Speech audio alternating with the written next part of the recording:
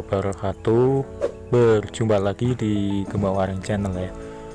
Oke, di kesempatan kali ini saya akan membahas tentang bagaimana cara merawat puyuh supaya masa produktivitasnya bisa berjalan lama.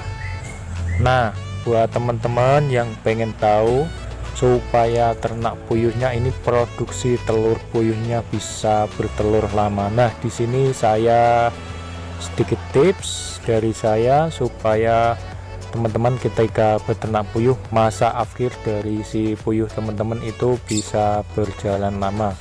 Bahkan yang pernah saya lakukan itu bisa mencapai 20 bulan.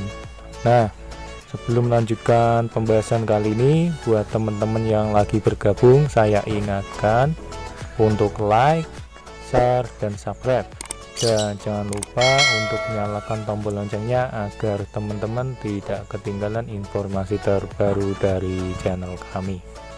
Ini adalah puyuh saya yang berusia kurang lebih 1 tahun ya.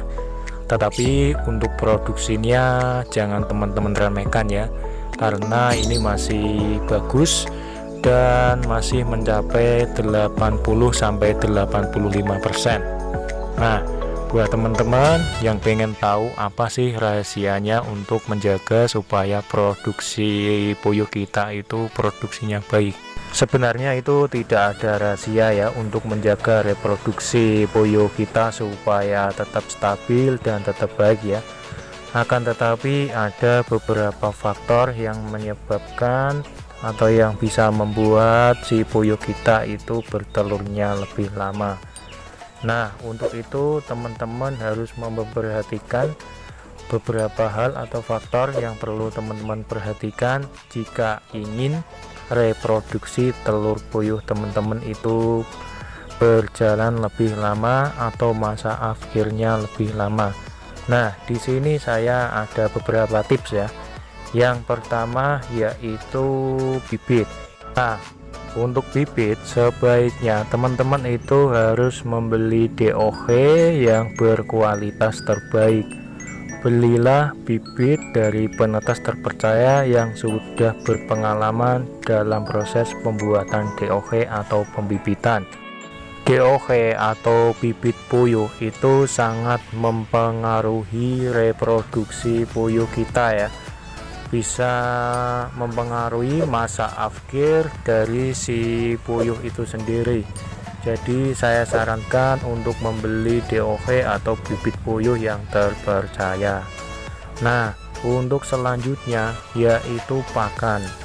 Untuk pakan sendiri saya sarankan menggunakan pakan pabrikan ataupun pakan murni, karena itu juga sangat berpengaruh untuk masa lama atau masa reproduksi si puyuh itu bisa bertahan lama.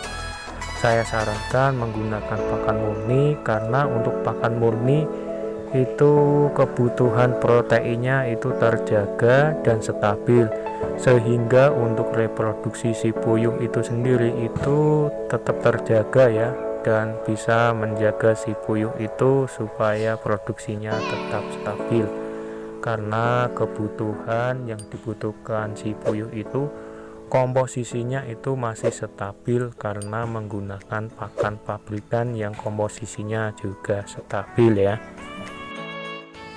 Jika teman-teman menggunakan pakan campur atau pakan oplosan, itu juga mempengaruhi masa lama bertelurnya si puyuh teman-teman ya. Biasanya kalau menggunakan pakan oplos atau pakan campur itu masa akhir si puyuh lebih cepat ya, karena untuk kebutuhan asupan si puyuh itu biasanya itu kurang stabil dari faktor protein, mineral, dan lain-lain. Karena untuk bahan campurnya itu kan tidak bisa menetap dan berubah-ubah. Contoh untuk begatulnya itu kan teman-teman tidak bisa menggunakan begatul dengan kualitas yang sama.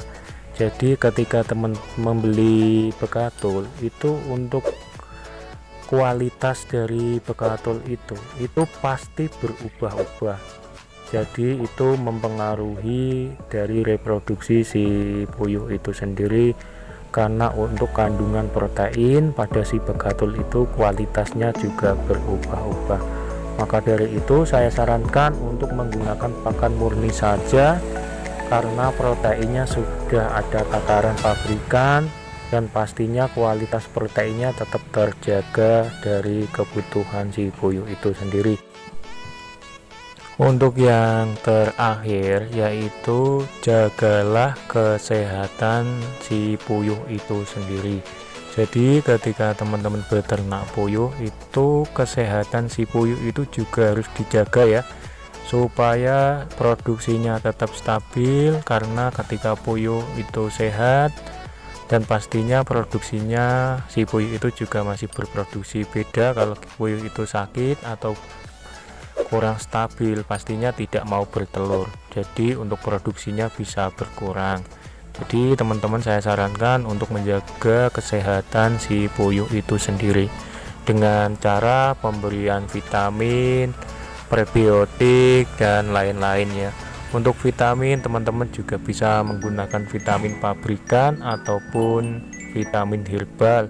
Begitu juga dengan antibiotik, teman-teman juga bisa menggunakan antibiotik alami dari hasil fermentasi ataupun menggunakan antibiotik dari pabrikan. Nah, semua itu tergantung teman-teman, tergantung ingin menggunakan antibiotik atau vitamin yang mana. Nah, untuk saya sarankan menggunakan antibiotik alami aja ya, karena untuk efek sampingnya itu tidak ada dan saya rasa malah lebih baik ya daripada menggunakan pabrikan.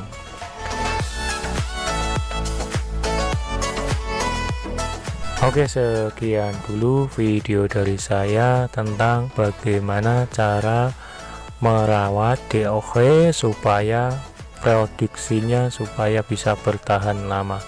Semoga video kali ini bermanfaat buat kalian semua.